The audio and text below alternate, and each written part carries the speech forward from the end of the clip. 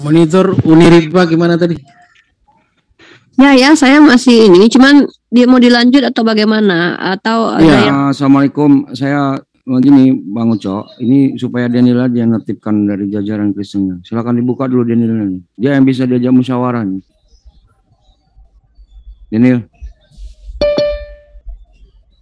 Daniel. Ya, halo. Ya. Iya Bang Daniel, silakan. Semoga tetap santun dan bagus ya diskusi. Bang Daniel jangan kayak Pak Gincu yang tidak terarah dan nggak ada pikiran, nggak ada otak itu. Oke, silakan. Biar ramai lagi lah, biar ramai lagi. Biar ini. Saya pikir topik awalnya itu kita sudah membahas tentang roh, ya kan? Iya. Lalu melebar ke, ya kan, ke topik-topik selanjutnya. Jadi ini sekarang mau gimana? Mau membahas kali, tapi sudah stop juga di Brosuma. Sayang sekali tadi saya mau itu, tetapi ya sudahlah. Ya. Mau menanggapi. Ini usul Pak Daniel apa? Nanti kita pertimbangkan nih kawan-kawan nih. Iya, artinya ini kan mau maghrib juga ya. Beberapa kawasan mau maghrib. Tapi ada yang sudah maghrib sih. Siapa yang kira-kira siap ini diskusi? Tapi saya usul kalau Ginting lu masih kayak gitu lagi, Ting. Sudah kami jelaskan gitu panjang, bukan pendek jawabannya. Itu gimana Daniel? Ini manusia ini sengaja kayaknya. Kalau boleh berkomentar, boleh nggak izin sedikit? Tanya Pak Daniel dulu, habis itu Bapak. Daniel gimana? Ya, artinya begini ya, kita sama-sama menghargai. Toh jawaban saya pun kalau tidak memuaskan teman-teman tadi, ya saya pikir itu karena memang keimanan sudah berbeda gitu. Ya. Jadi maksud saya begini ya. Oke lah, penjelasan teman-teman Muslim tadi berdebat dengan saudara Ginca itu sudah di luar konteks topik yang tadi kami bahas sebelumnya, tetapi nggak masalah, itu urusan saudara-saudara tadi mau berdebat, karena saya lihat sudah mulai panas kondisi tadi. Tapi kalau mau dibahas itu, saya nggak menghalangi ya. Silakan teman-teman Kristen juga mau bahas apapun, saya juga tidak membatasi. Hanya kembali saya cuma ingatkan, biar penjelasan teman-teman dari Muslim itu kita nggak usah terlalu menjustifikasi ya, menjudge bahwa kenapa begini, kenapa begitu. Ya itulah jawaban teman-teman. Saya pikir itu dihargai aja. Silakan Pak Pengembara. Iya, mohon maaf nih Ustadz ya. Dan teman-teman sekalian ya. Kalau saya sebenarnya dari tadi jujur, saya jujur ya secara pribadi mengatakan terhibur. Kenapa? Karena saya lihat pertama adalah Ustadz Tristan ini orangnya segmented. Segmented itu Ustadz Tristan tuh bisa berada dalam frekuensi apapun, kan begitu ya. Misalnya ketika Ustadz Tristan mengetahui lawan bicaranya seperti apa, jadi Ustadz Tristan bisa membuat frekuensi itu lebih menyenangkan. Nah, dan dari tadi saya nggak peduli dengan ilmu loh, ilmu dialog tadi. Saya sejujurnya tadi tuh yang mengocok perut saya adalah gimmicknya Ginca. Ngeri kawan, sama tadi merinding. jadi saya udah nggak nangkep apa keterangannya lagi, nggak, saya fokus ke gimmicknya. Kadang-kadang maksud saya begini ya, kalau saya misalnya masuk, ya jawaban kita itu nggak sampai di situ, agak panjang, dipotong dia jawaban itu. Mental. Iya, intinya saya sama Bang Zuma kan sama jawabannya. Maha mengetahui. Entah pakai apa, wallahualam. Pada dialog yang super serius.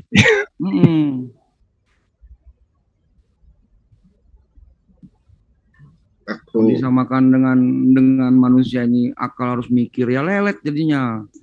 Masa ada sosok yang lelet bisa menciptakan setetes air? Mikirnya kemana segini? Bang Satria suaranya hilang.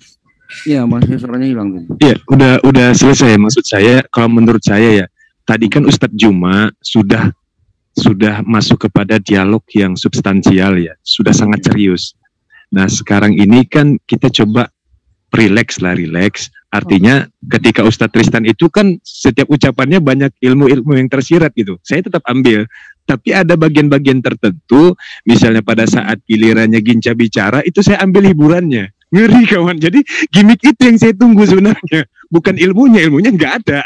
Jadi gimmick bagi saya maksudnya kadang-kadang kita bisa mendapatkan ilmu itu dengan berbagai macam metode, kan begitu. Dan salah satu metode itu bisa membuat otak saya agak rileks gitu loh dengan canda. Iya, kita khawatirnya ke netizen di bawah aja. Framing dia ini nanti membuat buruk yang bicara gitu kan. Jadi Zuma gini nanti loh, di framing buruk gitu kan, jadi nggak bagus. saudara-saudaraku semuanya, kita kan sudah dapat contoh ya, Bang Daniel dengan Bang Irwin biar aja dulu Bang Tristan yang lanjut. Jadi gini, tolong dibuka tuh Pak Teolog Tritunggalnya. Mohon. Bang. Jangan dulu Bang, jangan dulu nanti. Nah, dia dulu. baik orangnya. Kita bukan tentang baik dan Iya, tidaknya. enggak. Dia suruh nasihatin si Ginting. Coba deh. Oke, silakan. Pak Teolog ini santun kok. Iya, selamat sore. Sorry bro. Kawan-kawan, ini kan udah mau sholat, kita ngobrol santai aja. Ya. Setuju. Tapi menarik tadi Bang Tristan ketika bilang akal gitu ya. Itu ada gambarnya tadi, gambar kepala manusia terus ada otak itu tadi tuh. Iya. Itu tadi coba siapa yang pengembara ya. Itu ada titik di otak itu bercahaya gitu. Itu kayak kira-kira yang disebut akal nih, maksudnya akal, ini hanya gambaran-gambaran saja nih. Saya jelaskan ya. Akal itu dia posisinya goib gitu, nggak kelihatan. Tapi ada. Dan kata ilmuwan kami dari tafsir Ibnu Katsir itu dia ada di dua tempat ya, dua ruang ya. Pertama di otak, yang kedua di jiwa. Itu aneh ya. Silakan berkata dalam hati. Apakah hati Anda ketika berkata memerlukan otak? Kan enggak. Nah, Bang Tristan, kalau bahasa Qur'annya itu apa itu? Jangan masuk ke situ dulu, Ustaz. Karena gini ya, janganlah dibicara abstrak dulu. Kalau dibilang apakah Tuhan punya insting itu dengan akal kedudukannya sama-sama abstrak. Jadi jangan kita jadi gini, saya bukan mengkritik, enggak, no. Cuman ya, tadi saya tegaskan ngobrol santai aja bro. Jadi beda juga nggak apa-apa. Benar. Maksud saya gini, saya menikmati gimmicknya tadi loh Pak. Jujur ya, apakah itu tidak sopan atau gimana ya? Tapi intonasi itu menghibur gitu loh. Ngeri kawan itu kok bisa gitu ya? Coba boleh nggak pengembara? Pemanaan orang awam, akal itu adalah untuk agar manusia ini berpengetahuan. Sementara Tuhan nggak begitu Pak Teolog Tritunggal. Tapi dalam Arabik Qur'annya gimana? Apa bahasanya di situ? Kata alama ya alamu gitu. Gini, manusia tanpa kepala itu nggak ada akalnya. Ya. Jadi ilmu apa? Ilmu sama untuk akal mendapatkan sama ilmu itu dibedain dalam Islam kan? Untuk mendapatkan ilmu, manusia butuh akal. Akal ilmu itu refleksi dari ilmu. Ilmu itu refleksi dari akal. Ya, jadi turunannya ada, cuman gak ada manusia yang punya akal tanpa ada kepalanya. Jadi dia tempat bersemayam akal itu tetap di kepala ya, bagian otak, instrumen otak, neokorteks namanya. Korteks. Nah, enggak bro, ini kita bicara tentang Allah kan, sang pencipta kan? Enggak ada. Saya enggak ada akalnya, enggak ada. Kenapa? Karena nggak sama dengan manusia gitu. Dia nggak punya anatomi. Nggak gini loh, ini keanehan Tuhan ya. Ini keanehan Tuhan. Misalkan, yang ada kemahatauan ya, tadi gitu. Makanya Allah langsung maha mengetahui. Dan langsung maha berilmu. Berarti maha tahu. Iya. Maha tahu kan? Tahu dan ilmu kan? Iya. Nah, itu Arabik Qur'annya apa itu, bro? Alim, ilm. Nah, al-ilm sama al-akal. Alimun. Akal nggak ada. Akal nggak ada, Pak. Nggak ada, Pak. Oke. Nah, gini, bro. Wujud dari pengetahuan al-ilm tadi itu apa di dalam alam semesta ini? Wujud dari. Iya. Coba pertanyaannya, wujud kan begini. Dia maha mengetahui kan. Ya. Apakah sekedar dia hanya tahu aja, misalnya Bang Tristan lagi pakai baju merah di sana, saya kan nggak tahu, tapi karena Allah Maha mengetahui, dia tahu. Oh, Bang pengetahuan, ntar dulu. Pengetahuan dan tahu itu beda. Tahunya Allah Subhanahu wa taala karena dia menguasai ruang, dimensi dan waktu. Dia penguasanya, penciptanya. Maka wajar dia maha tahu gitu. Kalau berpengetahuan ini kan ilmu. Misalkan saya bisa menciptakan ini, menciptakan itu kan pakai ilmu. Gitu.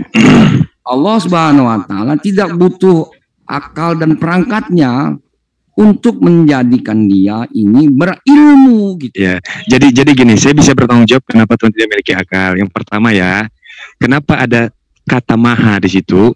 Ya. Sinonim dari maha atau analogi soal-soal maha ini adalah ya, maksudnya secara maknawiah maha ini adalah Tuhan mengetahui apa yang tidak diketahui oleh akal, apa yang tidak diketahui oleh makhluknya, maka ada gelar mahanya di situ. Jadi udah gugur, akal itu nggak mungkin mengetahui sesuatu yang tidak di apa ya? Iya, jadi segala yang tidak diketahui itu bukan akal namanya. Akal itu harus mengetahui, kan begitu? Itu kan hukum akal ya. Tapi kalau segala sesuatu yang tidak diketahui itu bukan akal namanya. Nah, Tuhan itu dia mengetahui yang tidak kita ketahui, yang tidak akal ketahui juga gitu. Yang tidak bisa dideteksi, dijangkau oleh akal. Jadi maha tahunya itu meliputi segala sesuatu. Artinya di atas itu gitu. Kita nggak tahu di atas namanya itu. Apa. Ya, akal itu kan terbatas. Kita nyiptain warna yang belum pernah kita lihat aja, akal kita nggak mampu. Nanti teolog nanti teolog Tritunggal nanti kelimpungan kalau kami nanya misalkan siapa yang menciptakan roh Tuhan kalian, siapa yang menciptakan Tuhan. Oh enggak kelimpungan, itu mudah buat saya. Jadi begini, sekarang saya mau dalamin ini tentang ini. Begini bro, ya kalau di dalam kekristenan itu sebenarnya kita bicara Bapak ya, silakan Tuhan Bapak. Kita berbicara ketika kita berbicara pengetahuan, ya hikmat dan sebagainya, itu kita berbicara tentang logos. Ya kan? Ya, logos. Jangan kalau tadi itu Ginca boleh di open mic nggak ya? Izin. Nah, ketika jangan Pak Pengembara, jangan bikin rusuh ini. Kita banyak live ini. Enggak saya yakin dia nggak bikin rusuh kok. Janji ya Ginca ya, jangan bikin rusuh ya. Tunggu dulu bro, jangan dipotong. Pak Pengembara rusuh dia. Jangan dipotong. Silakan Pak Teolog. Logos. Jadi begini, ketika Allah Subhanahu wa taala menciptakan langit dan bumi ini, Bang Tristan, tentu dan apakah gitu ya, artinya Bang Tristan bisa pilih nanti menjawabnya. Apakah misalnya bumi berputar pada porosnya, terus dia berevolusi mengelilingi matahari, ya, itu bukan satu perwujudan dari hikmatnya Allah, kemahatauannya Allah. Ya, hikmat itu ilmu Pak Pengembara. Lanjut. Nah, iya kan? Hikmat ilmu kan? Ya. Nah, ya. Apakah itu ya menunjukkan ya kan bahwa sebenarnya Allah Subhanahu wa taala itu sebenarnya juga berlogos ketika menciptakan alam semesta ini. Ini untuk kawan-kawan muslim ketahui, di dalam Bible itu ada ayat 1 Korintus 5 ayat 2. Supaya akalmu tidak bergantung kepada hikmat manusia. Terjemahan lain akal manusia. Hikmat dan akal ini sama dia di terjemahannya itu. Maka ketika kita bicara akal, dia bicara ilmu. Gitu loh Pak Pengembara akal. Ketika dia berbicara akal, dia berbicara ilmu. Enggak, bentar, ini saya ngontari Pak Ginca. Nah, mengenai soal Allah tuh nggak punya ilmu gitu. Sementara ilmu dan akal ini dua pembahasan beda gitu Pak Teolog. Nyambung ya. Tapi di dalam terjemahan kitab kalian itu hikmat, akal itu sama gitu. Padahal hikmat itu ilmu tadi Bapak menyetujui gitu. Ya. Nah, apakah Tuhan saat menciptakan seluruh manusia sesuai dengan Targum Jonathan diciptakan melalui logos gitu? Logos itu artinya dari yang lego ya, Reremata, logos ya, sang firman gitu. Kalau di kami itu ya masalah Tuhan ini pembahasannya kami bedakan. Siapakah firman dulu, jangan sang firmannya. Siapakah firman ini? Ternyata firman di Yasin pakai dalil ya. Innama amruhu iza arada syai'an ayyakula lahu kun fayakun. Innama sesungguhnya iza jika aroda berkehendak syai'an sesuatu yang khusus. Artinya sesuatu yang khusus ya jelas ya, bukan kulli syai'in, bukan semuanya, enggak. Syai'an. Ayyakula lahu. Mudah dia berkata jadi, maka jadilah. Jadi ini kan firman. Innama sesungguhnya aroda sifat kehendak. Pak Pengembara akal. Aroda berkehendak. Kemudian aroda syai'an gitu. Syai'an sesuatu. Dia semudah berkata kalam. Kalam itu bicara. Ustadz izin sekali Ustadz, dengan hormat Ustadz. Ya. Untuk saudara-saudara juga sekalian, dia bersedia untuk menerima konsekuensi. Kalaulah boleh diizinkan saya mengajukan permintaan, coba dilanjutkan tadi dialog Pak Tristan, Ustadz Tristan dengan mute permanen. Boleh nggak diizinkan?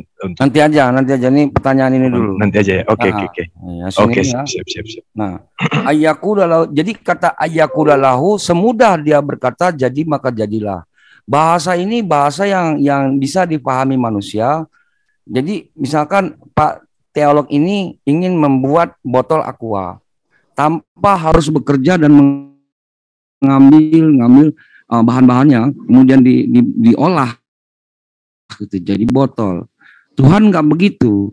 Semudah dia berkata jadi maka jadilah. Semudah gitu. Ya, tanpa bekerja maksudnya. Namun tanpa dia berkata hanya dengan kehendaknya itu bisa terjadi. Contohnya siapa? Ya saya.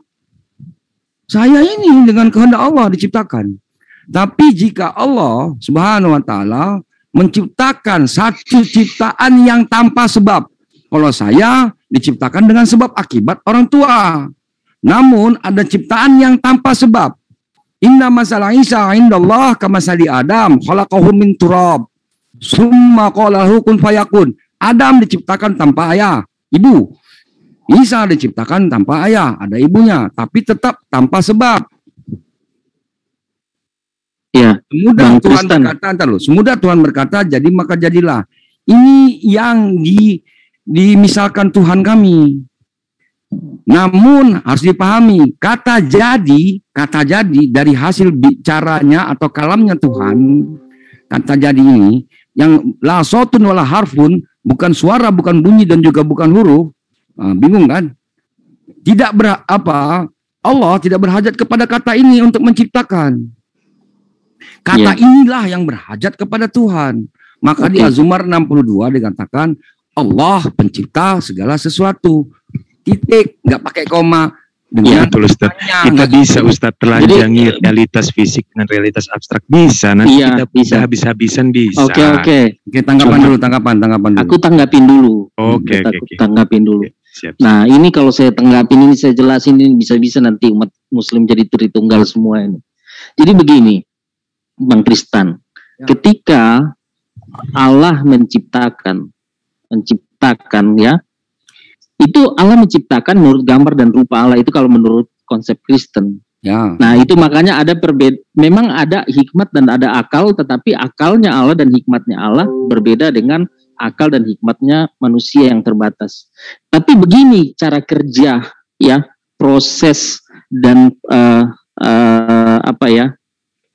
penerapannya hikmat Allah itu. Kita pakai dulu hikmat manusia. Kita tadi Bang Tristan mengambil penjelasan tentang penciptaan. Ketika manusia menciptakan motor, dia menciptakan kan, sang mekanik ini menciptakan. Dia pasang semua on-railnya ke starter bunyi, ya kan? Itu mulai dari proses pengapian, proses bahan bakar terbakar, Iyalah, terus piston, naik turunnya macam, piston. segala macam. Ya, Iya. heeh. Iya. Itu ada tekanannya, ada ukurannya semua, ada hitung-hitungannya. Nah, itu yang dimaksud logos.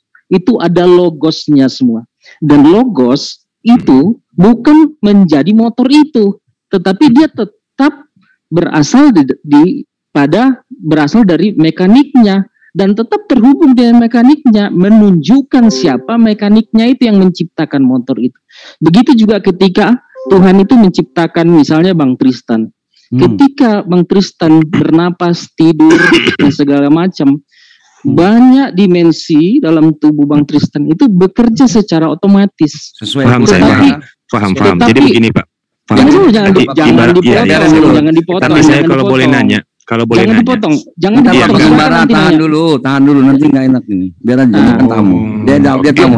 Lanjut. Jadi Siap. ketika semua itu berproses dalam tubuh kita, ya, jantung berdetak, itu kan ada denyutnya, ada detik hitungannya. Kalau itu meleset kan bisa jadi hipertensi, serangan jantung dan sebagainya. Itu semua berdasarkan hikmat Allah. Dan hikmat Allah itu tidak pernah terputus dengan Allah. Manusia memang diciptakan, tetapi hikmat Allah, Sang Logos itu tetap bekerja di dalam diri manusia. Itulah yang menghidupkan manusia. Nah, makanya sangat-sangat dangkal sekali kalau ketika kita berbicara istilah logos dalam kekristenan, kita seperti memisahkan itu dari Allah dan putus begitu, totalitas terpisah gitu loh. Jadi seperti barang ciptaan dan sebagainya. Sedangkan alam semesta ini ya tanpa hikmat Allah itu bumi bisa terlempar jauh loh, karena kan dia berputar pada porosnya, dia berputar juga pada lintasannya. Itu udah bicara konsekuensi. Itu menurut ukuran tertentu, dan itulah logos Allah yang menopang itu semua. Nah, sekarang begini, logos itu tidak terlihat.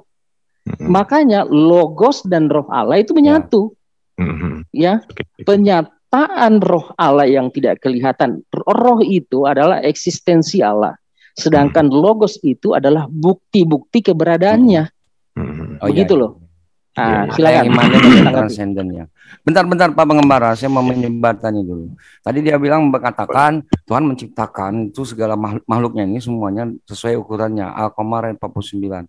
Kemudian Tuhan itu menciptakan planet-planet dan segala sesuatu itu sesuai ukurannya, sehingga bulan ke matahari ke bumi itu sesuai ukurannya. Kalau enggak maju 1 senti aja bumi terbakar, mundur 1 senti saja bumi akan jadi dingin ya.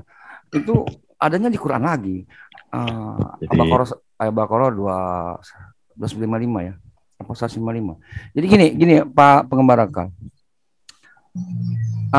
Pak teolog logos ini nggak paham sedikit gitu. Maksud saya begini. Di dalam Islam yang namanya firman itu hasil bicaranya Tuhan gitu loh.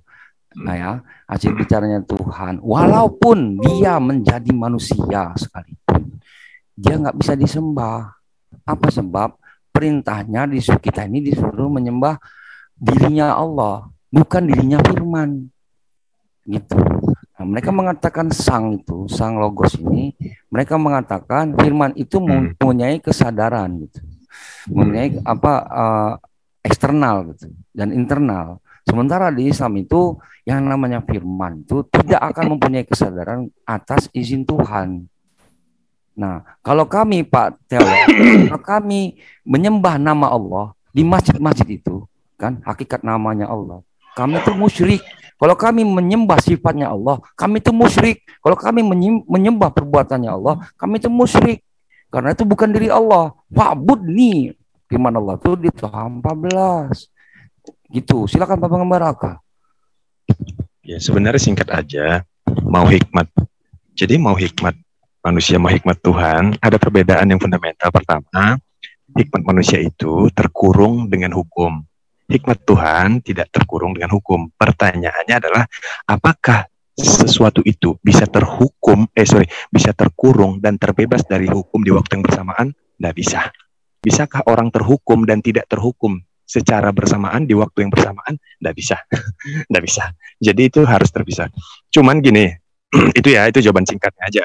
Jadi mau terlepas itu hikmat, mau terlepas itu esensi, mau entitas, mau itu dimensi, nggak bisa. Jadi ada perbedaan yang mencolok di situ. Cuman, nah ini bisa kita kupas bedah sampai kita telanjangi, kita perkosa semua hal-hal yang abstrak ini bisa. Saya tertarik. Mau kita selami ke palung yang paling dalam bisa. Mau sampai menguras otak kita sampai pecah bisa. Bisa-bisa aja. Apalagi kalau misalnya saya diajak untuk dialog di sini, ya saya mau. Cuman saya maunya itu nanti di jam-jam 9 atau jam 10 malam gitu. Apa tidak terlalu dini gitu kalau kita selami itu di jam-jam sekarang gitu ya, Ustadz? Gimana Ustadz? Maksud saya? Iya, saya tanggapin dulu. Mungkin nanti malam saya juga ada debat sih. Udah gitu janjian. Ya. Mungkin nanti next time. Tapi begini, saya mau dalami konsepnya Islam ya. Karena sebenarnya di konsep Islam itu ada ilmu al-akal, terus ada uluhiyah, terus apalagi konsep uluhiyah dan konsep apa itu?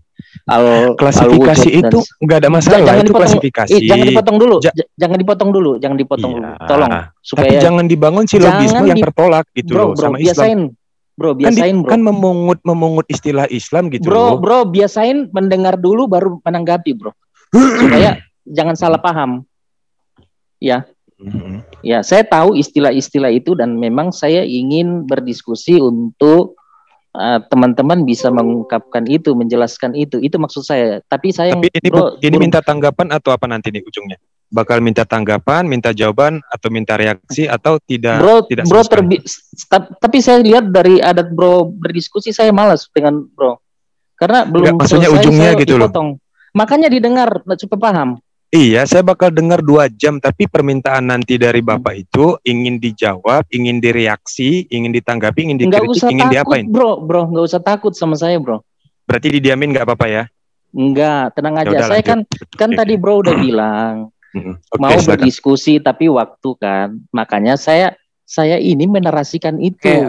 Pak Pengembara tahan dulu, Pak Teolog silakan bernarasi. Iya, jadi artinya memang itu ada konsep-konsep dalam Islam kan, dan itu perlu didiskusikan, gitu ya. Dan banyak sekali diskusi-diskusi selama ini saya lihat terlalu menggampangkan sesuatu, menyerang kekristenan, tetapi ketika saya akan balikan, kalian menghindar untuk mengungkapkan konsep-konsep itu. Coba Bapak jawab. Makanya saya harapkan kalau misalnya nanti kita akan berdiskusi mengenai ini, tolong bermain di area itu. Oke, siap. Jangan menyederhanakan persoalan kan, Pak gitu kan. Teolog ini punya WA nggak? Kan Bapak kan nanti malam mau debat. Kita nanti fixing waktunya aja. Saya temannya Bro Daniel. Ya. Bro Daniel Haning. Bapak ini Tom ya? Pak Teolog bisa nitip nomor WA-nya, nanti bisa saya jadwalkan di. Udah tahu Tristan, Bang Tristan udah tahu lah. Oh, udah tahu ya. Si Tom ya, oke. Jadi gini bro. Tadi itu sebenarnya memang saya paham itu akan jauh nanti kita akan berbicara. Nah, disinilah nanti kita akan membuktikan bagaimana sebenarnya konsep kealahannya Muslim itu kan begitu berdasarkan Quran. Dan saya juga akan menjelaskan bagaimana konsep kealahan kami, apa itu logos, apa itu roh, kan begitu. Ya. Seperti itu. Boleh. Memang waktunya kan tadi kan saya bilang kita ngobrol-ngobrol aja sambil nunggu waktu sholat kan, teman-teman mau sholat kan sebentar lagi. Ya. Kira-kira Pak Teolog kapan bisanya? Insya Allah kapan? Besok juga bisa, besok. Ya. Pak Pengembara Akal bisa nggak besok? Di-mute pula. Siapa suruh nge-mute? Ya udah, nanti saya akan ada nomor WA-nya. Jadi besok di sini diatur aja nanti. Nggak apa-apa. Oh, sama saya juga boleh, Pengembara Akal juga. Besok jam berapa itu, Ustaz? Enggak, sebaiknya berdua, bagus itu. Oh iya, satu lagi mungkin Pak Daniel atau siapa lah. Iya, Pak Daniel. Ya, boleh. Cari yang sopan lah ya. Kalau berdua besok malam aja. Iya. Barengan Bro Daniel aja. Jadi jam 8 ya, Bang Tristan mungkin jam 8. Besok jam 8. Temanya apa nih kira-kira Pak Pengembara Akal? Hukum dimensi kan? Ayo kita selami itu dalam banget tuh. Iya, dimensi ruang dan waktu. Enggak, jangan dimensi ruang dan waktu, itu dimensi keberapa? Hukum dimensi. Iya, boleh. Ini kita bicara tentang Allah. Iya, dia harus Itu kan abstrak. dimensi ilahi. Kalau abstrak dia ke sana. Itu dimensi ilahi berarti. Ya, jangan hanya dimensi ilahi.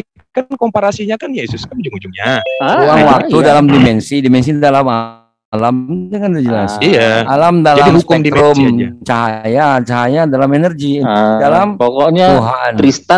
Tristan itu kan 3. Enggak.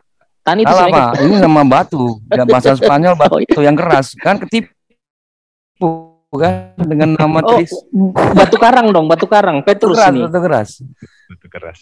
Batu karang dong, Batu Petrus. yang keras. Batu karang masih lunak. Batu yang keras. Gitu. Batu mulia lah. Batu mulia. Iya.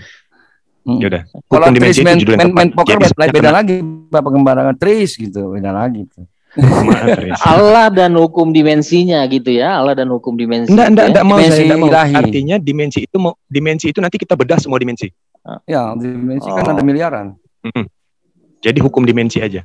Mau dimensi fisik, dimensi non fisik, dimensi material, dimensi imaterial, bahkan dimensi yang lain. Masuk dalam dimensi beda. Sama hati. Ya, setiap hukum berbeda. Iya. Nanti hukum dimensi itu pun jadi persoalan kan? Ya nggak apa-apa. Nanti kita bahas saja. Kalau gitu aja. Iya nggak apa-apa. Kita bahas saja. Bingung kita jadinya. Iya. Hukum itu menyangkut apa kan? Ya, begitu nanti apakah Tuhan terkena hukum ini? Tapi nanti judulnya nggak ada nilai agamanya kalau dilihat orang awam. Kalau dimensi ilahi masuk Pak. Semalam aja saya buat judul apakah Tuhan punya nama? Bagus kok saya Daniel. Iya maksudnya jadi kan nanti pas Bang Tristan munculin flyernya kan judulnya orang pikir ini nggak ada urusannya dengan agama kan begitu. Enggak lah. Dimensi ilahi dan insani. Dimensi ketuhanan aja. Bisa begitu. Jadi ada sedikit. Kemarin ada juga saya bikin judul Tuhan yang masuk ke dimensi manusia. Saya juga bikin gitu. Ramai penontonnya, lumayan. Iyalah. Kitabiah. Tuhan yang masuk ke dimensi manusia. Iya. Nanti berdua lah. Jadi nggak terlalu capek kan? Ya, Bapak sama siapa? Atau begini aja temanya ya. Temanya aja begini mungkin. Tuhan, ciptaan dan dimensi. Begitu aja. Tuhan, ciptaan dan dimensi. Pokoknya dipikirkan lah nanti panitia lah yang mengelola. Jam berapa? Oke aja besok gitu. Jam 8 waktu Indonesia Barat ya. Jam 8 atau jam 8 pagi? Pakai Yakobus 15. 8 malam lah. Iya, jam 8 waktu Indonesia Barat. Pukul 20. Iya. 20. Oke, siap. Ya tadi bagus itu sebenarnya dialognya. Cuman kan itu tadi lah ada perusuh gitu. Iya, tapi berdua. Tema kemana, lari kemana. Apa jadi, itu ada ngetik Tuan COD. Ngiri kawan katanya. Aku bukan COD. Apa ini gue bilang. Sakit jiwa. Nanti dia nggak ada aja. Tapi Pak Teolog ini ada jadwal ya diskusi malam ini ya. Kebetulan di sini juga rencana ada sih. Sebentar. Iya, tadi pas ngobrol-ngobrol itu sekitar jam 4:30-an.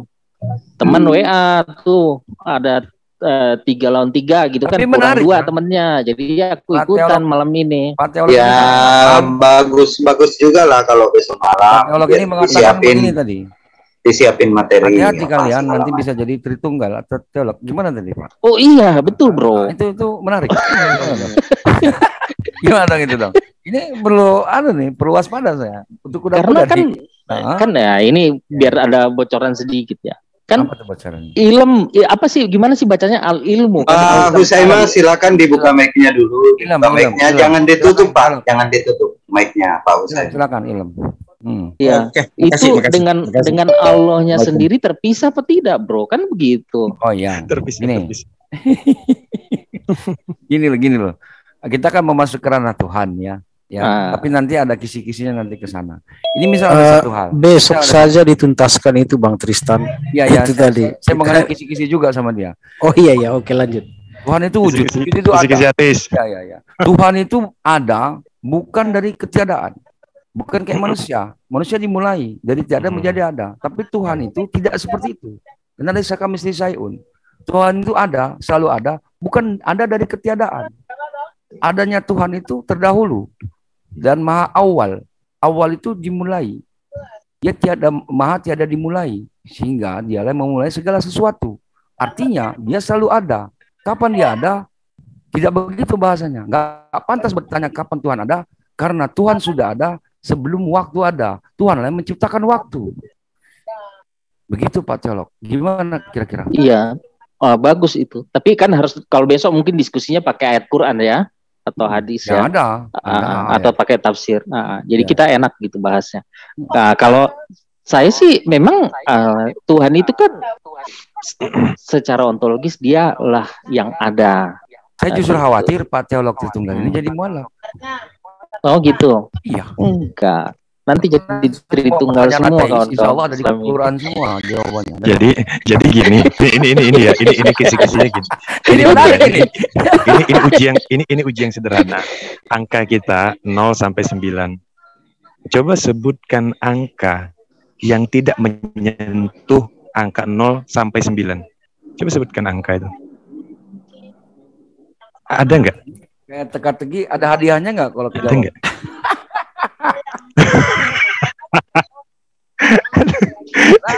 Tapi nggak percaya besok aja. Iya, kalau ada yang di luar dari itu berarti bukan angka. Nah, makanya itulah dimensi. Makanya tadi tak kasih judul hukum dimensi. Setiap dimensi itu memiliki hukum yang berbeda-beda juga. Dimensi kan terukur. Nah, tetapi apakah yang ada itu membuat sesuatu menjadi ada tanpa memiliki keadaan di dalam dirinya? Wujud. Nah, kalau Tritunggal ini menguasai fisika kuantum nggak? Kenapa bro? Menguasai fisika kuantum nggak? Wah enggak, saya orang teolog bro. Aduh. Ini kan namanya teolog Tritunggal, bukan fisikawan. Coba cari yang tahu lah. Kita kan bicara dimensi ilahi nih. Iya, pengantarnya dimensi dari manusia dulu. Ya loh, mechanical quantum itu ada satu momentum. Ya, pada saat fenomena supernova. Supernova itu menghadirkan dua peristiwa. Yang pertama itu black hole, yang kedua itu neutron star. Neutron star itu sebesar biji kelereng, tetapi beratnya itu 600 kali lipat lebih berat dari bumi. Dia sebesar biji kelereng, tetapi lebih berat 600 kali lipat dari bumi. Karena apa? Karena tingkat kepadatannya. Dia menghempit ruang yang paling kecil. Kita tahu, itu maka tadi Ustadz Tristan bilang mechanical quantum. Kita nanti akan bicara ruang. Kenapa? Dalam inti atom itu terdiri proton, neutron, sama elektron. Nah, selisih antara proton dan neutron itu ada spasi. Spasi itu disebut dengan ruang. Nah, makanya neutron star itu mengecilkan seluruh ruang-ruang yang ada di situ. Makanya dia padat. Nah, ada lagi black hole. Black hole itu menggugurkan semua hukum-hukum fisika. Berarti black hole itu dimensi macam apa? Karena hukum fisika gugur di situ. Nah, itu dimensi juga. Kalau nggak salah cuma ada proton di situ ya. Kalau nggak salah saya sih. Saya nggak tahu. Masih teori. Iya, jadi horizon kita hanya bisa menempuh horizon peristiwanya aja, Ustaz. Jadi yang di lapisan-lapisannya aja yang kita bisa ketahui horizon peristiwa. Tapi ketika kita masuk ke dalam itu, bahkan cahaya itu bisa disedot. Cahaya itu tidak bisa bekerja di sana. Dari atom ya yang iya, ini bicara Hunas. Benar. Itu bintang yang bisa melahap itu gimana? Oh iya. Kasih Bang Usaima dulu, Bang Tristan dari tadi dia udah. Silakan Bang Usaima. Oke, saudaraku, tadi kan sedikit akal. Sekarang kan kita sudah bisa melihat bahwa dengan pakai Google Map 300 meter belok kiri. Betul. Apakah HP itu punya akal? Apakah HP itu? Enggak, dia punya kecerdasan buatan, namanya itu inteligensi. Jadi buatan. Inteligensi buatan. Makanya kita tidak bisa menggambarkan Allah dengan sesuatu yang ada saja di bumi ini kita tidak mampu gambarkan. Jadi laisa kamitslihi syai'un, betul apa yang dikatakan saudara-saudaraku semua, tidak ada yang menyerupai. Tetapi saudara mau ngomong pakai hati, apakah di dalam hati ada mulut? Tidak ada. Seperti itulah hakikatnya, bahwa jangan disamakan antara Allah dengan makhluk. Jangan maksakan mau menyamakan antara Allah dengan makhluknya. Pasti beda. Tetapi kita bisa ambil analogi dengan ciptaannya. Anda bisa berbicara dengan hati. Apa hati Anda punya mulut? Tidak kan? Itu aja yang terdekat. Saudara tidak mungkin bisa jawab. Betul. Seperti itu saudaraku. Aku memahami Allah. Aku tanggapin dulu Pak Usaima ya. Nah, begini Pak Usaima. Kalau di dalam konsep Kristen itu memang manusia itu diciptakan dengan dua natur. Natur alamiah itu bisa secara fisika digambarkan, dijelaskan detail. Menyalahi. Tetapi dimensi rohania itu biasanya dikatakan divine nature. Ya, contohnya dimensi rohania apa contohnya? Divine nature.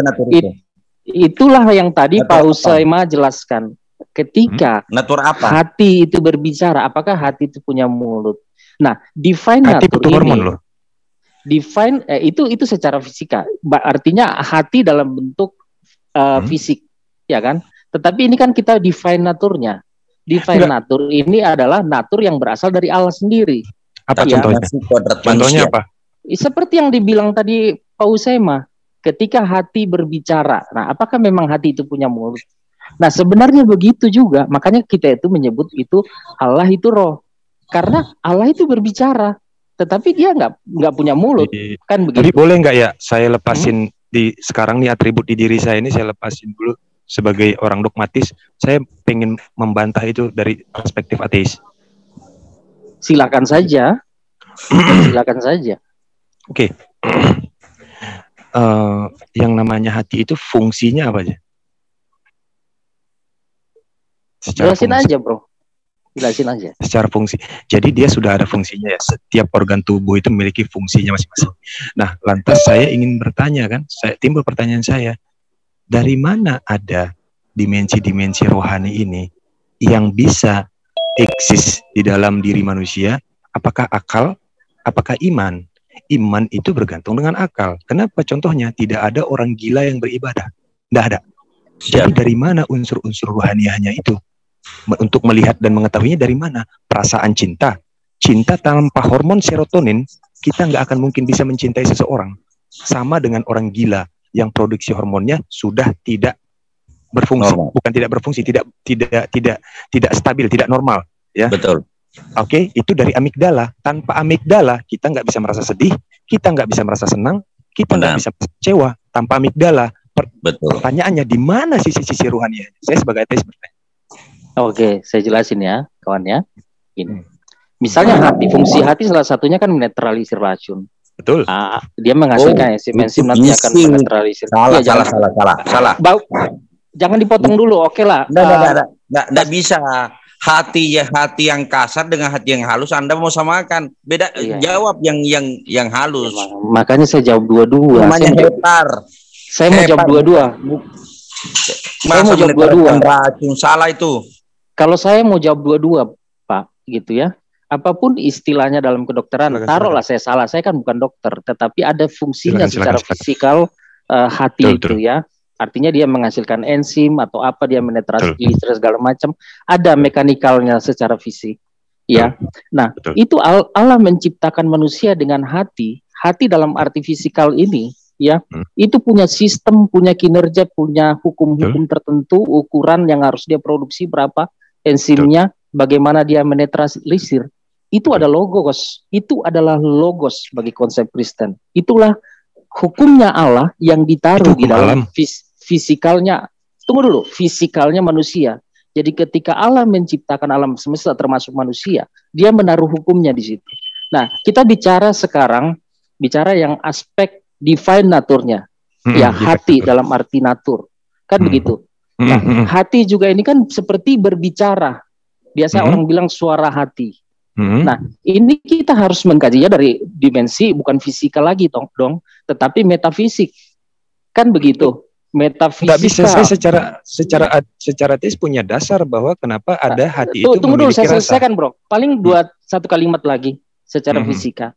Jadi manusia itu memang menggambarkan siapa penciptanya yang memiliki logos dan memiliki hikmat, ya, yang memiliki roh dan hikmat secara bersamaan. Ketika dia menciptakan manusia, dia menciptakan ciptaan itu seperti itu. Makanya manusia itu adalah refleksi wujud dan gambar Allah juga begitu. Ini kan ada konsep di dalam Islam sebenarnya kan, misalnya al-wujud.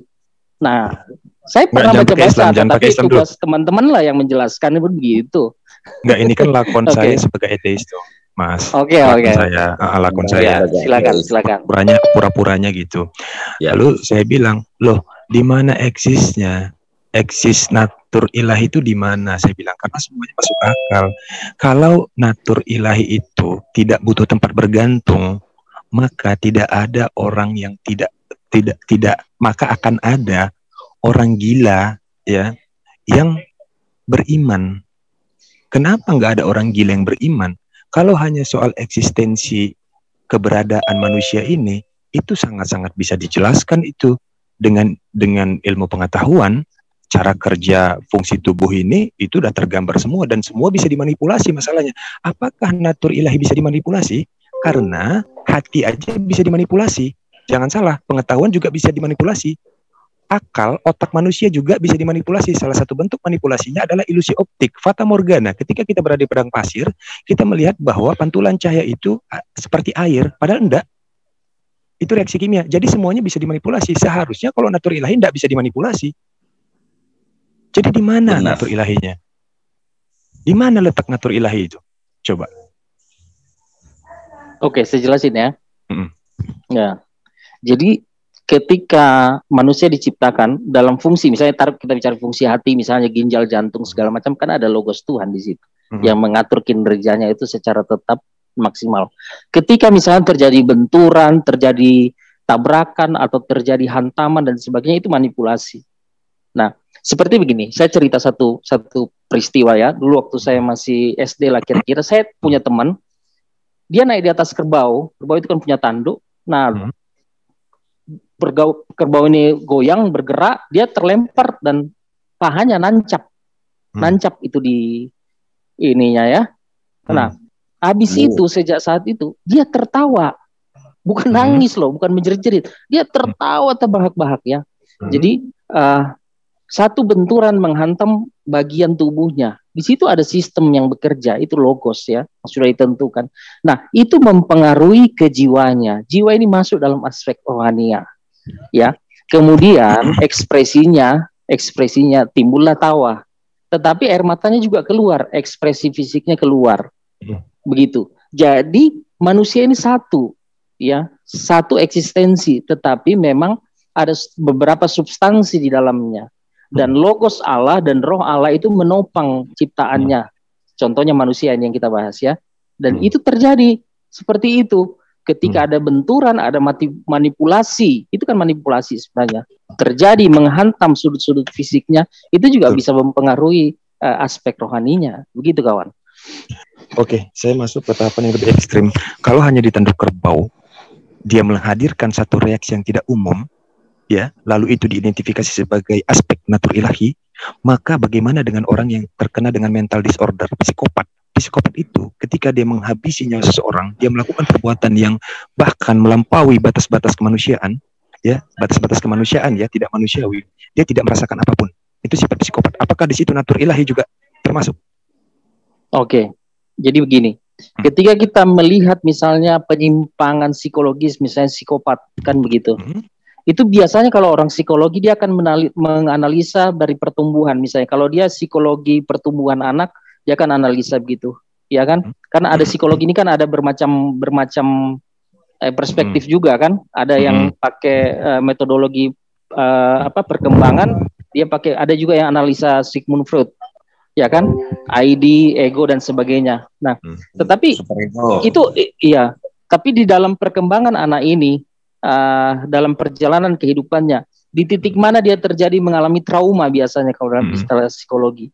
Dan itu menyebabkan juga kegoncangan di alam jiwanya. Itu dari sisi psikologis ya. Kita pakai ilmu natural ya. Nah, tetapi kalau agama kan nggak berhenti pada ilmu natural. Kita lanjut kepada ilmu yang lebih tinggi, artinya rohania gitu. Nah, dari sudut pandang agama Kristen, ada dimensi di mana roh-roh jahat juga itu berperan dalam merusak kejiwaan seseorang. Nah, di situ dia biasanya roh jahat itu tinggal menetap dalam diri orang. Dan itu merusak kelakuan pribadi orang itu. Jadi bisa saja secara fisik, psikologi terjadi trauma, tetapi juga secara bersamaan roh jahat tinggal di situ dan memanipulasi sehingga berlipat kali-kali ganda kerusakan dari manusia ini. Nah, kalau di dalam konsep Kristen itu bisa diselesaikan dengan mujizat. Ya, makanya tumpang tangan, didoakan, itu bisa disembuhkan, dipulihkan, baik psikologis, baik rohania. Seperti itu kira-kira, kawan. Tanyanya Bu Pengembara, di mana logosnya tadi? Iya. Jadi itu sebenarnya make sense justru. Nggak ada natur ilahi di situ. Kenapa? Karena hormon itu bisa dimanipulasi. Apakah kalau itu dibilang roh jahat juga bisa dimanipulasi dengan kegiatan medis? Nah, jadi hormon itu bisa dimanipulasi. Misalnya apa? Hormon feminim dengan hormon maskulin, misalnya ya. Atau hormon testosteron, misalnya. Feminim dengan maskulin bukan bagian dari hormon, kan begitu ya? Betul. Estrogen, kan begitu. Suntik hormon yang bisa mempengaruhi orientasi seks seseorang. Apakah ketika sesama lelaki saling mencintai itu adalah kegiatan natur roh yang jahat? Padahal ya ketika dikendalikan dengan manipulasi hormon, itu orientasi seks juga bisa berubah. Itu ada kegiatan medis itu. Jadi kok bisa terpengaruh juga ya? Kan begitu roh ini. Jangan-jangan roh itu nggak ada karena bisa dimanipulasi juga ternyata. Saya kalau sebagai etis ya catat atributnya. Iya, jadi begini kawan. Kita berbicara dalam situasi misalnya manusia normal dulu kan. Nah, kalau roh jahat, iblis itu memang sudah jahat kan, sudah selesai dia itu. Dia yang akan berusaha mempengaruhi manusia supaya jahat. Kita bicara aspek ciptaan manusia dalam arti ruang lingkup manusia ini. Logos itu di mana? Pertanyaan yang bagus sekali. Logos itu ada di dalam sistem kehidupan manusia yang alamiah ini. Otak itu secara otomatis akan menghasilkan hormon yang akan membekukan darah ketika kita luka. Kan begitu. Itu suatu sistem. Logos itu berarti hukum juga ya, hukum yang sifatnya tetap dan bekerja di dalam diri ciptaan. Kita fokus ke manusia ya, di dalam diri manusia secara otomatis. Itu logos. Logosnya di situ. Ketika fisikal manusia mengalami trauma, logos itu kan mengalami satu perubahan ya, artinya secara fisik dia tidak berjalan normal lagi. Darah misalnya ketika dihantam tangan kita, darah itu nggak berjalan normal lagi di situ kan, di area itu. Nah, karena secara logos sistem peredaran darah itu kan ada hitungannya segala macam, itu logos sebenarnya. Jadi logos itu titiknya di situ, istilahnya di situ digunakan istilah logos. Nah, istilah ruh itu, ruh manusia itu istilah divine nature yang berasal dari Tuhan. Kan gitu, ketika manusia diciptakan dari tanah, dihembuskan roh ya oleh Allah sendiri dan diciptakan, kalau Sakarya 12 ayat 1, diciptakan roh manusia itu dari hembusan nafas Allah dengan firman Allah. Begitu. Nah,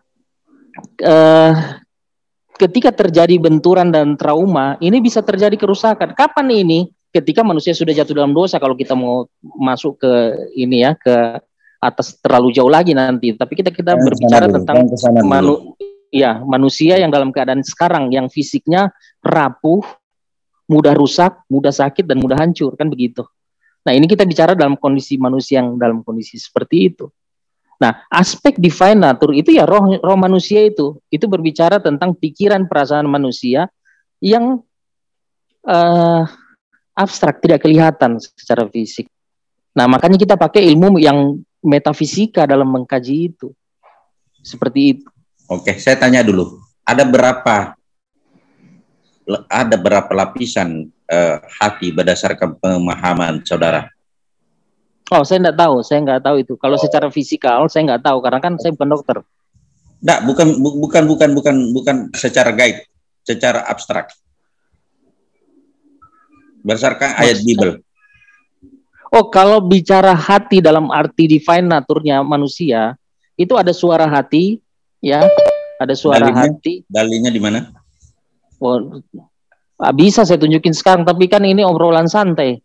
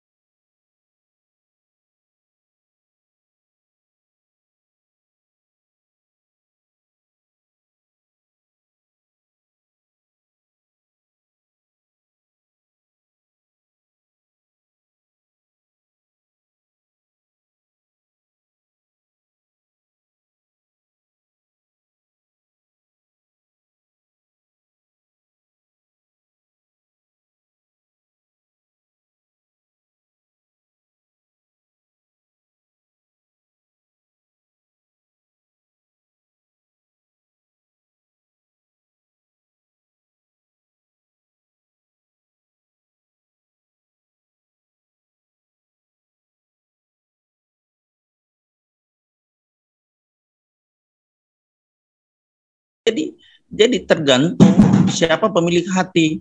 Bagaimana caranya hati tenang? Dalam proses selang jelas.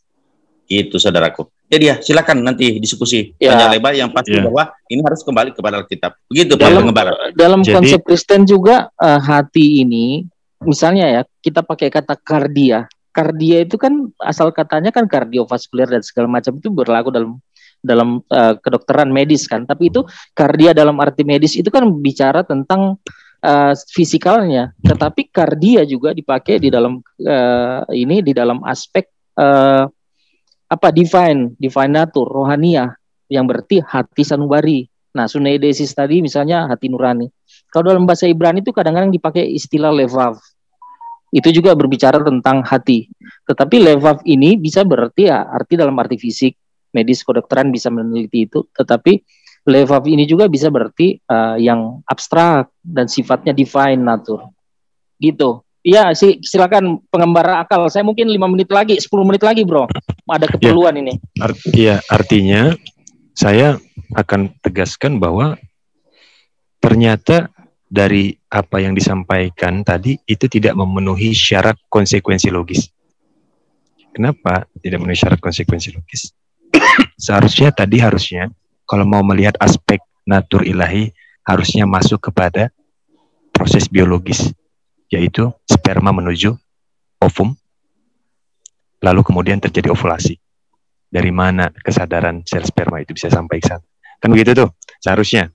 Karena itulah yang masih diteliti, pseudosense itu adalah kemungkinan yang belum absolut, itu karena ada gelombang atau reaksi atau senyawa kimia yang dikirim oleh sel telur. Tapi itu masih pseudosense. Jadi, itu belum lagi saya masuk kepada tahapan Adam itu dan Hawa itu melahirkan anak itu berapa banyak, ya, setiap populasinya. Kita kurun mulai dari waktu lalu kemudian populasi. Dari mana setiap manusia ini bisa sepakat untuk menggunakan bahasa yang berbeda-beda? Sejak kapan kesepakatan itu dibentuk? Bayangkan tuh, apa mungkin anak Adam berpencar ke seluruh negara-negara lalu mereka menciptakan bahasanya sendiri, lalu mereka beranak pinak di situ? Itu belum lagi kita masuk konsekuensi itu. Saya akan menjawab soal ras dari genus Homo. Bisa saya jawab dengan landasan atau konsekuensi logis. Saya bisa jawab itu. Tetapi aspek ilahinya di mana? Kan begitu dia. Maka logika juga punya syarat. Gak bisa syarat itu hanya dipenuhi berdasarkan keterangan-keterangan atau cocok logi atau cocok mologi namanya. Gak bisa. Dia alasan itu harus konkret. Nah, tetapi kan terbatas. Karena namanya aspek ilahiyah, dia sudah melampaui hal-hal yang logis, kan begitu. Maka itu yang saya bilang. Ya. Maka itu yang saya bilang. Jadi saya mau sekali gitu, maksudnya kita masuk kepada hal yang lebih mendalam, dan saya akan memakai atribut dogmatis lagi, atribut dogma di diri saya, baru kita bedah persoalan itu, soal dimensi itu.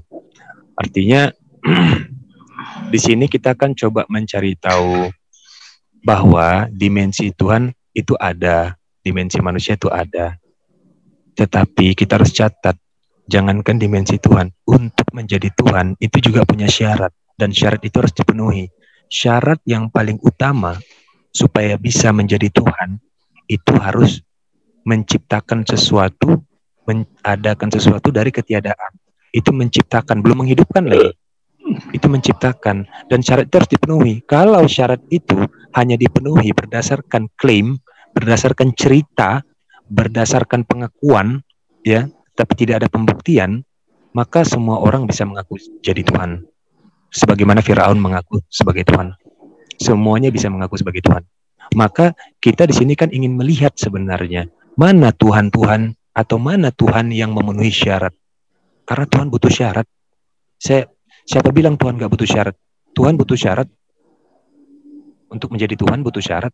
Syaratnya dia bisa menciptakan sesuatu dari ketiadaan, itu syarat Tuhan.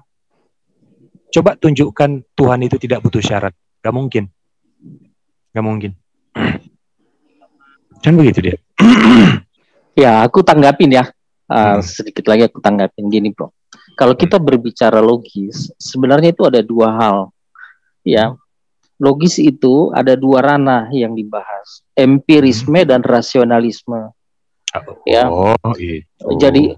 Jadi sebenarnya ada orang mempertentangkan empiris dengan rasionalisme. Ya, itu dari sejak sejarah zaman dulu, besar itu. Misalnya Plato ya.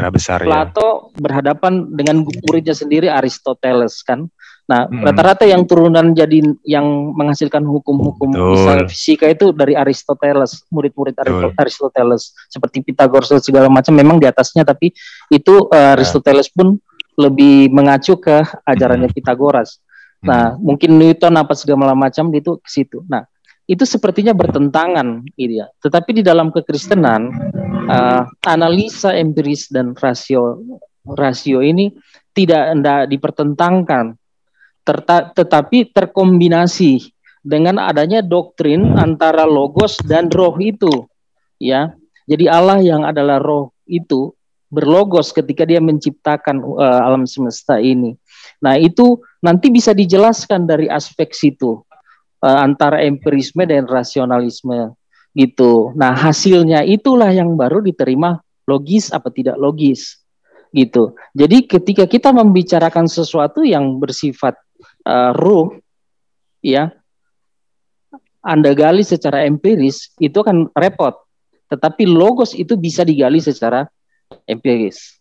Karena itu pernyataan hukum-hukum Allah, proses yang terjadi misalnya di manusia dengan hitungan-hitungan yang tepat.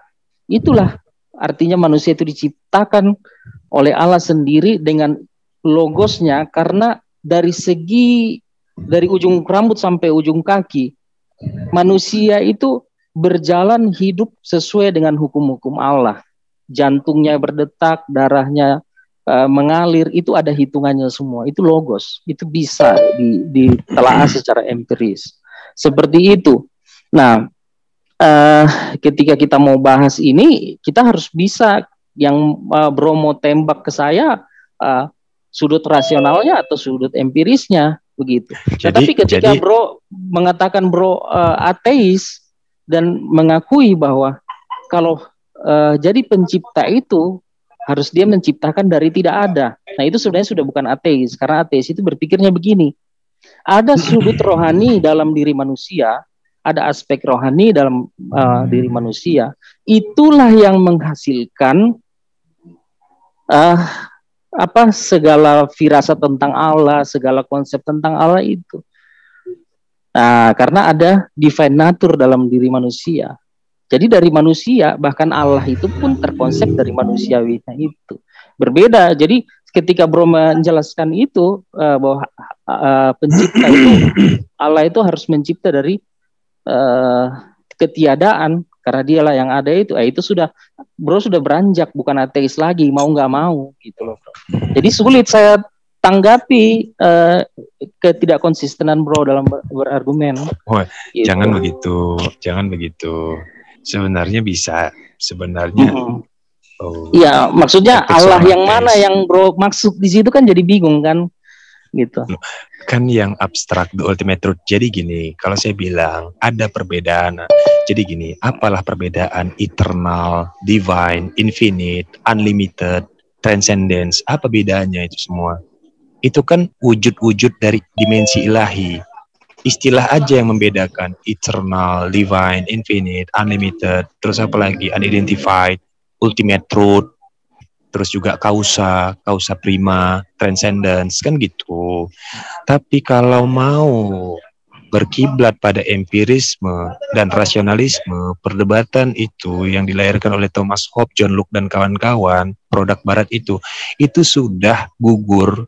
Ya, dan bahkan dikembangkan lagi oleh salah satu filsuf yang bernama Derrida dengan teorinya dekonstruksi, itu sudah gugur dengan faham positivisme, bahwa baik empiris, baik rasionalis itu punya porsi, itulah positivisme. Semuanya punya porsi proporsional, semuanya punya konstanta, batasan.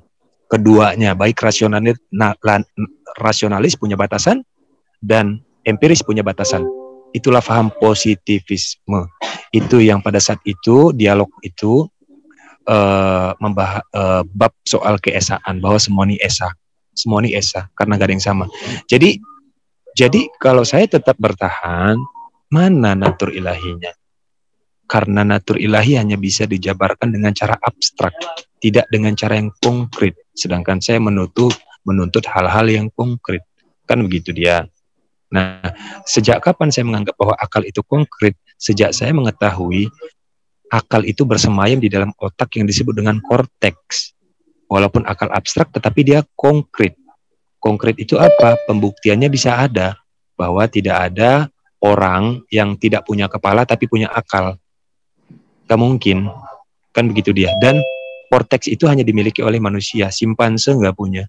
Di dalam buku The Origin of Human dan Sapien Grafis, bukunya Profesor Yuval Noah Harari, udah jelas itu bab soal korteks itu kan. Jadi saya tetap menuntut begitu. Mau bicara apa? Bagaimana dengan mimpi? Kan begitu dia. Oh, mimpi itu termasuk daripada ilusi visual dari otak, kan begitu. Bagaimana ketika memori yang bersemayam di hipokampus, lalu kemudian perintah masteringnya itu dari hipotalamus, kan begitu dia. Dorongan amigdala nggak ada. Itu bicara soal gelombang otak, alfa, theta, gamma, alfa, delta, theta, gamma, dan infralow. Maka bisa dihadirkan soal ilusi visual dari mimpi. Jadi di mana dimensi ilahinya? Semuanya bisa dibuktikan secara ilmiah. Seharusnya ilahi itu menggugurkan hal-hal yang ilmiah. Harus ada sesuatu yang tidak bisa dijelaskan secara ilmiah. Itu yang disebut dengan ilahi. Mana dia? Sesuatu yang tampak tapi tidak bisa dijelaskan secara ilmiah. Nggak ada. Angin, bicara angin, itu energi kinetik. Itu dorongan dari poros heliosentris. Karena bumi berputar, semesta mengembang. Karena ada oksigen, O2. Mana lagi? Coba, yang mana sih? Ya, aku jelasin ya. Jadi ketika bertanya seperti itu, sebenarnya begini, mungkin nggak orang bisa mikir tanpa kepala, kan begitu ya? Nggak bisa. Nah, nggak bisa. Oke, karena karena manusia itu memang diciptakan tubuh, jiwa dan roh, kan begitu. Tetapi makanya saya bilang tadi ada natur itu alamiahnya kan. Tapi natur ilahiyah nggak ada. Divine. Nah, sini saya kasih tahu, natur alamiah itu rohnya.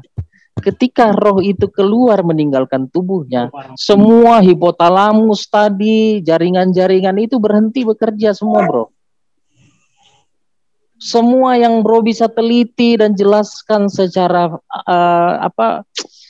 secara konkret, kalau dalam arti empiris itu pakai istilah konkret, oke. Tetapi kalau dalam istilah metafisika kita pakai eksistensi. Nah, ketika roh itu keluar dari tubuh manusia itu berhenti semua, bro.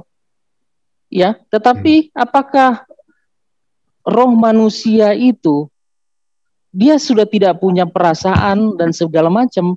Kalau dalam Kristen, roh manusia itu kan dibawa ke Firdaus. Kita lihat yang cerita tentang orang kaya dan Lazarus kan masih bisa melihat. Itu dalam artian divine nature, roh. Jadi tidak bisa. Jadi ini hanya bisa dijelaskan secara metafisika. Makanya dipakai pengetahuan rasional, bukan pengetahuan empiris. Begitu. Semudah itu menjawabnya itu. Pembuktian orang mati bahkan itu di dalam medis itu pacemaker, daya kejut jantung itu sudah terjadi berkali-kali. Ketika jantung sudah berhenti, maka peredaran darah juga ikut berhenti dan seluruh organ tubuh tidak bekerja termasuk otak. Lalu dikejutkan dia, bup, detak lagi. Di mana sisi ilahinya lagi-lagi? Sisi divine-nya di mana? Kan semuanya make sense, semuanya masuk akal. Mana yang tidak masuk akal? Kan begitu dia, semuanya make sense. Apa itu mukjizat? Pacemaker itu mukjizat. Daya kejut jantung medis itu mukjizat. Yang ketika 7 menit sudah tidak berdetak lagi jantungnya, lalu dikejutkan oleh pacemaker, detak lagi. Itu apa tuh? Itu Tuhan berarti dokternya itu. Sudah takluk. Jadi nggak ada yang bisa pacemaker itu Tuhan berarti. Nanti biar Bang Juma ambil alih dulu. Hanya itu, Bu, pengembara. Ada yang pernah mati sampai seminggu. TV mana ya? Bang Ucok di ini dulu ya. Saya ngerjain ini bentar. Teman-teman. Oke. Iya. Saya sambil sabar masih ngecek di YouTube. Sebenarnya seperti itu. Apalagi cuma 3 hari 3 malam. Jadi gini bro. Kenapa tidak? Artinya Pak Usaima bantahan apa yang Pak terjadi? Apa yang tidak bisa terjadi lah. Kalau yang namanya yang nampak itu seperti itulah yang digambarkan pengembara tadi. Iya. Yang bisa di ini tadi dicuci jantung dengan fibrilator. Nah, dan iya. kebetulan saya dokter. Pak Usaima, saya potong aja, saya udah mau cabut soalnya, permisi. Jadi apa yang Pak Usaima sampaikan itu membantah penjelasan pengembara. Jadi silakan aja berdiskusi.